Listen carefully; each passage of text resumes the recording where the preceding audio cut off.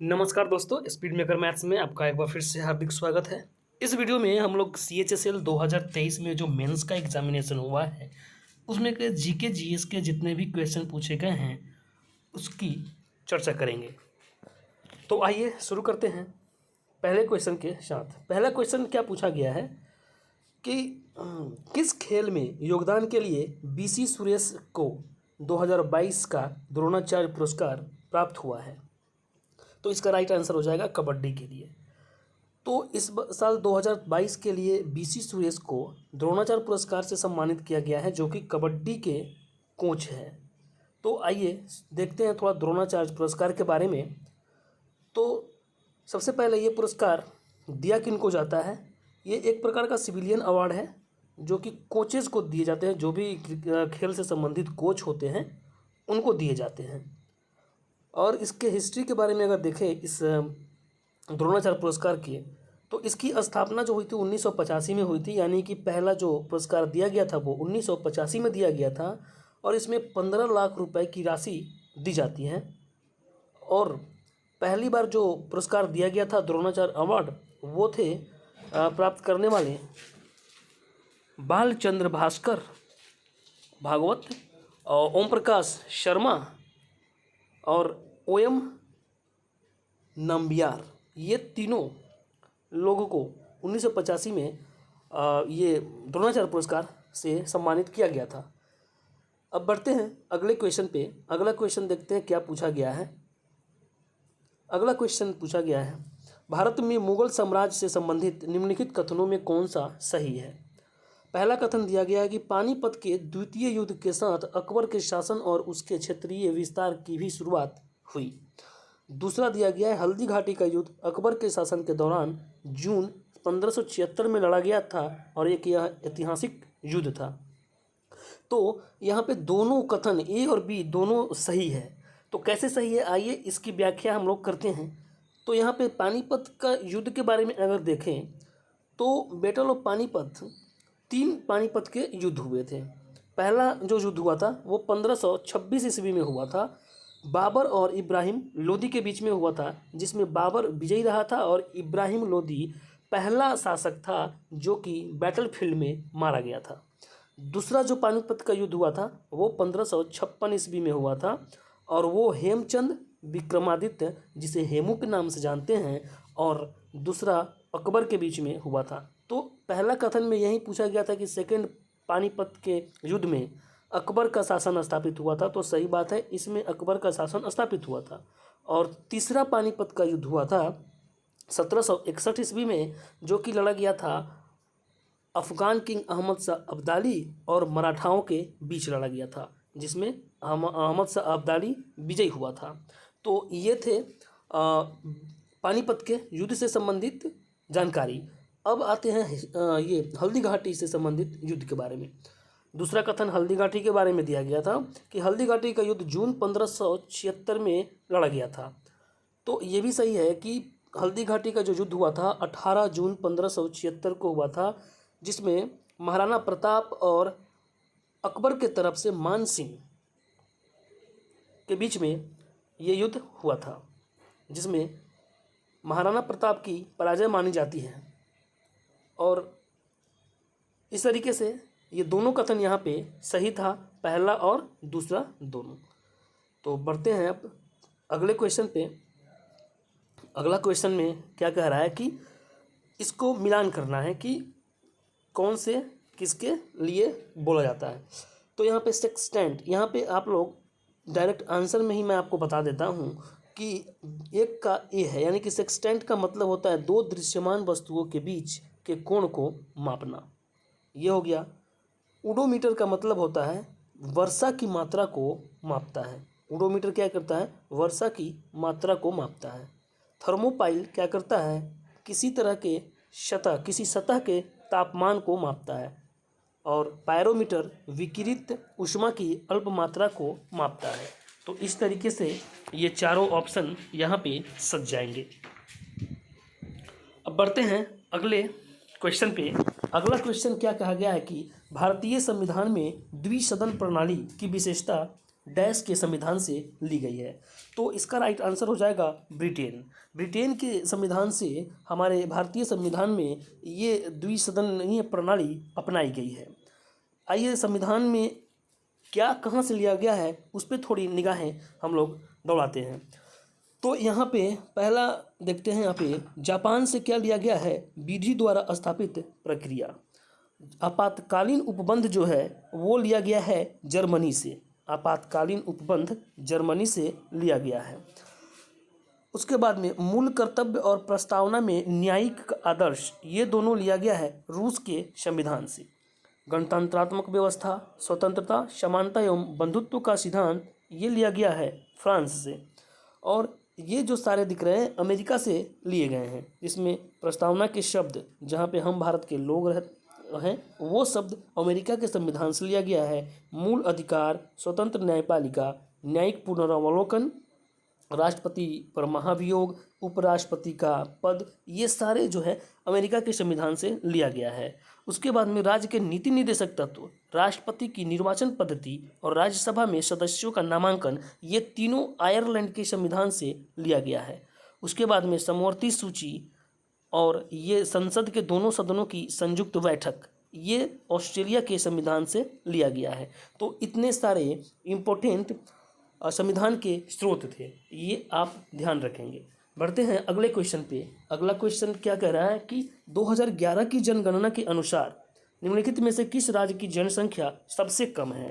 तो इसमें right answer हो जाएगा सिक्किम। सिक्किम की जनसंख्या जो है हमारे भारत में उन राज्यों में सबसे कम है।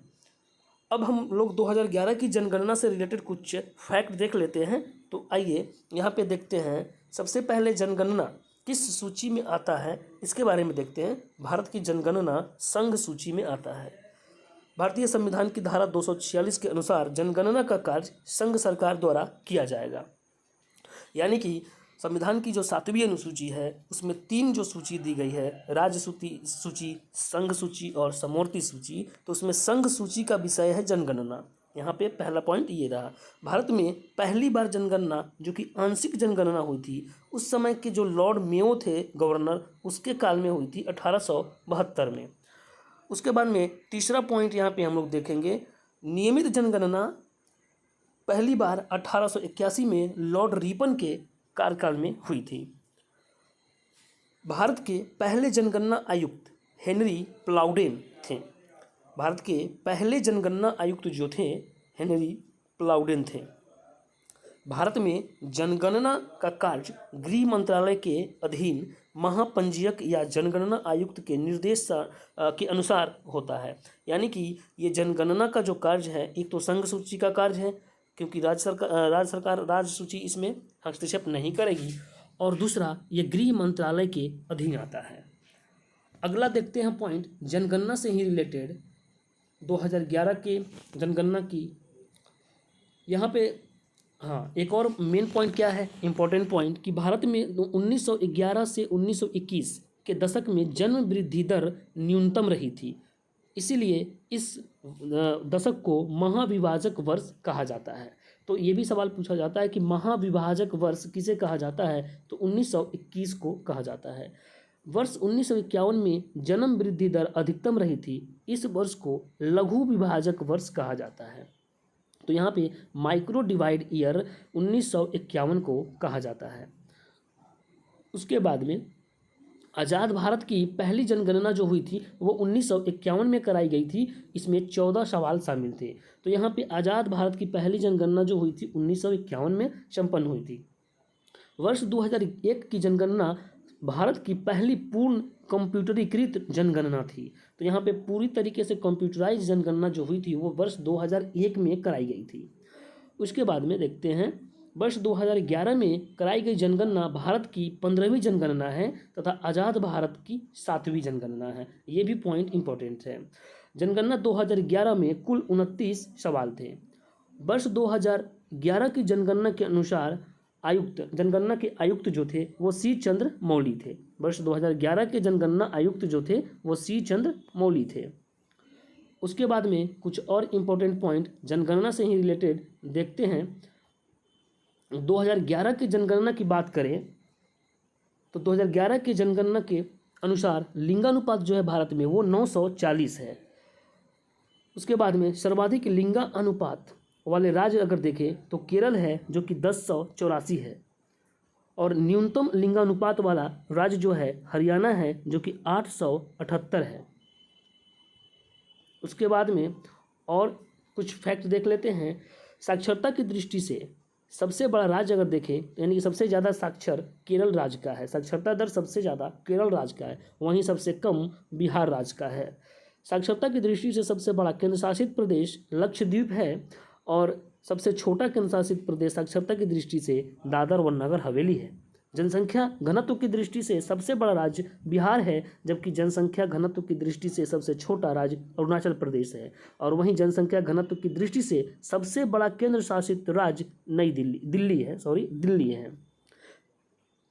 उसके बाद में विश्व की कुल जनसंख्या का भारत में 17.5% निवास करता है। उसके बाद में जनसंख्या घनत्व वाले राज्य बिहार का जनसंख्या घनत्व जो है 1106 प्रति वर्ग किलोमीटर है।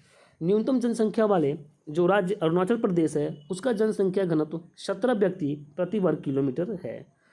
सर्वाधिक जनघनत्व वाला अगर जिला देखें तो उत्तर पूर्वी दिल्ली है।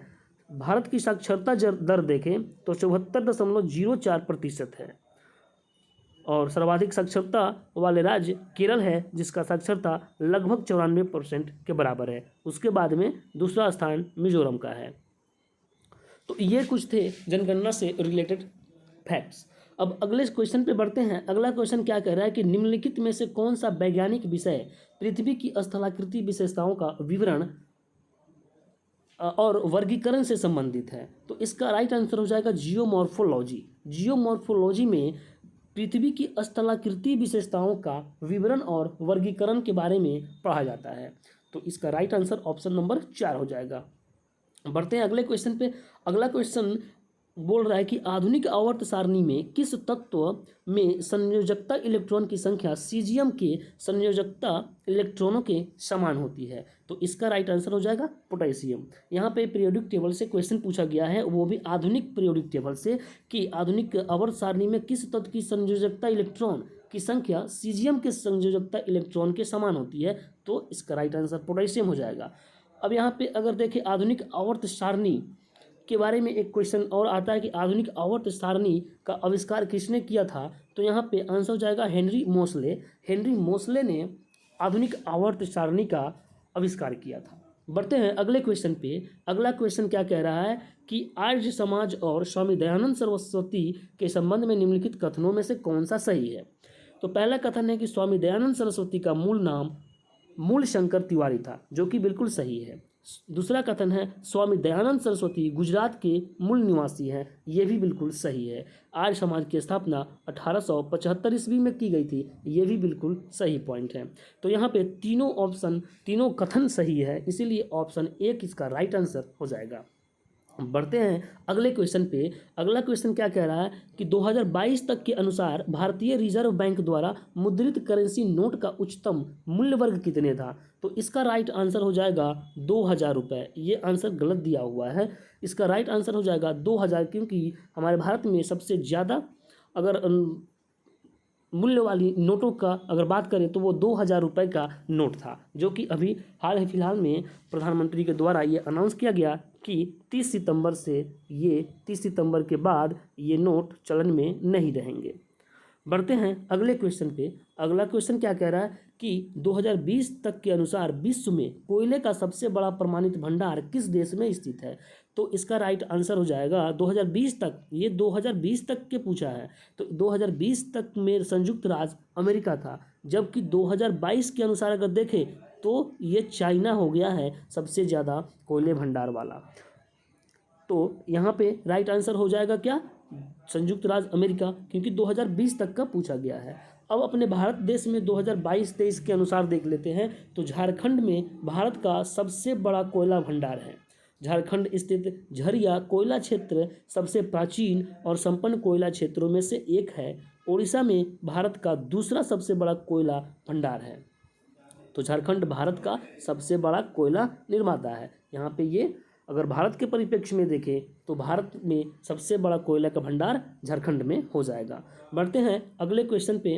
अगला क्वेश्चन क्या कह रहा है कि मानव आहार में निम्नलिखित में से किस विटामिन की कमी से जीरोप्थैल्मिया नामक रोग होता है।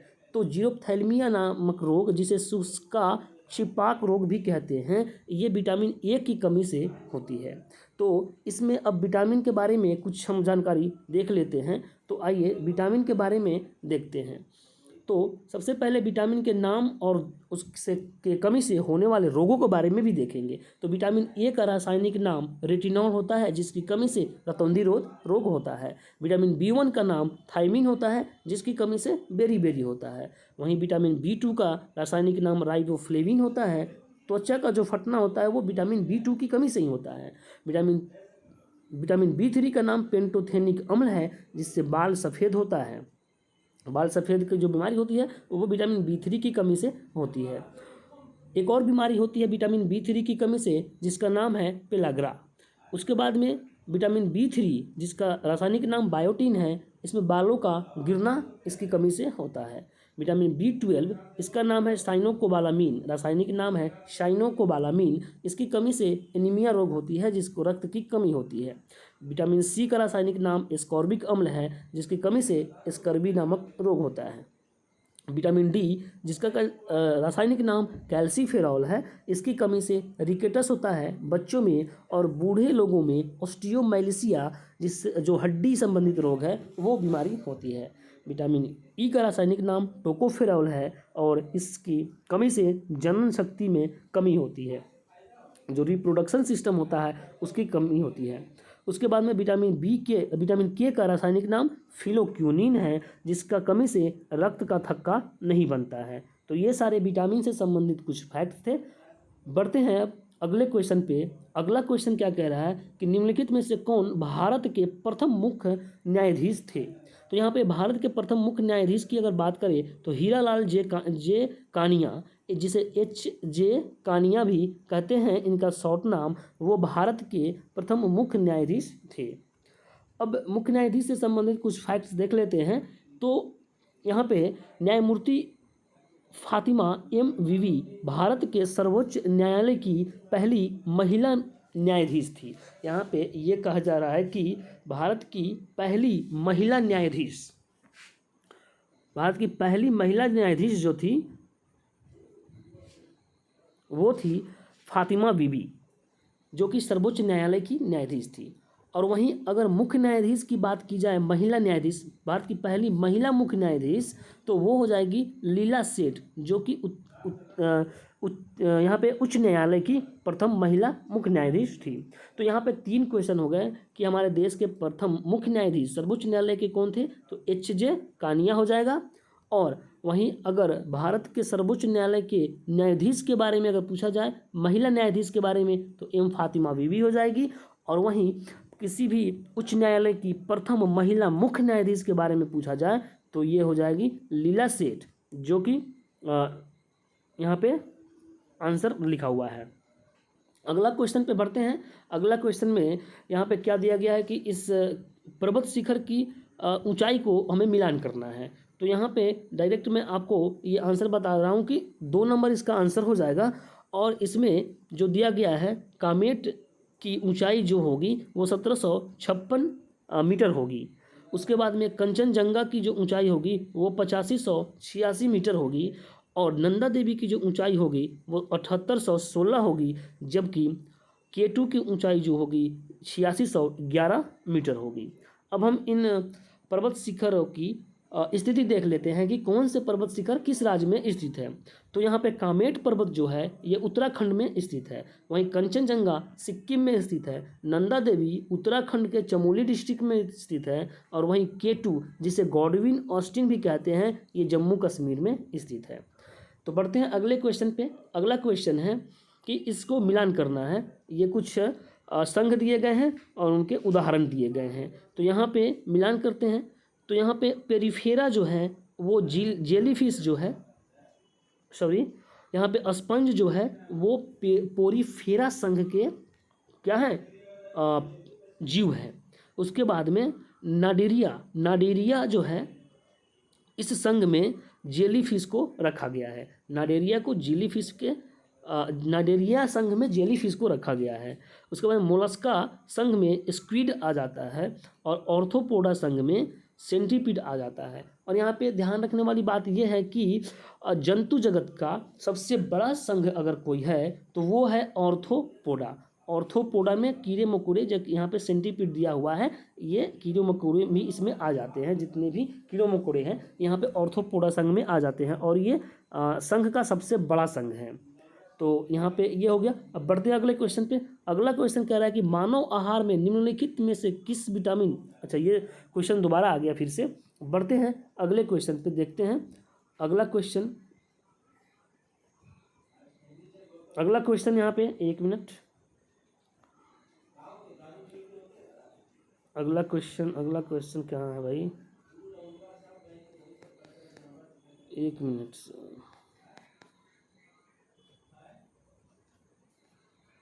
हाँ, अगला क्वेश्चन यहाँ पे दिया गया है कि मार्च 2023 में भाभा परमाणु अनुसंधान केंद्र, जिसे शॉर्ट में बार्क कहते हैं, में वैज्ञानिकों द्वारा किए गए एक अध्ययन में देखा गया कि डैश के कुछ क्षेत्रों में पहले की तुलना में लगभग 3 गुना अधिक पृष्ठभूमि विकिरण का अनुभव किया जा रहा है। तो इसका राइट आंसर केरल हो जाएगा। यहाँ पे केरल के कुछ भागों में बार्क के कुछ वैज्ञानिकों के द्वारा देखा गया कि पहले की तुलना में लगभग 3 गुना अधिक पृष्ठभूमि विकिरण का अनुभव किया गया।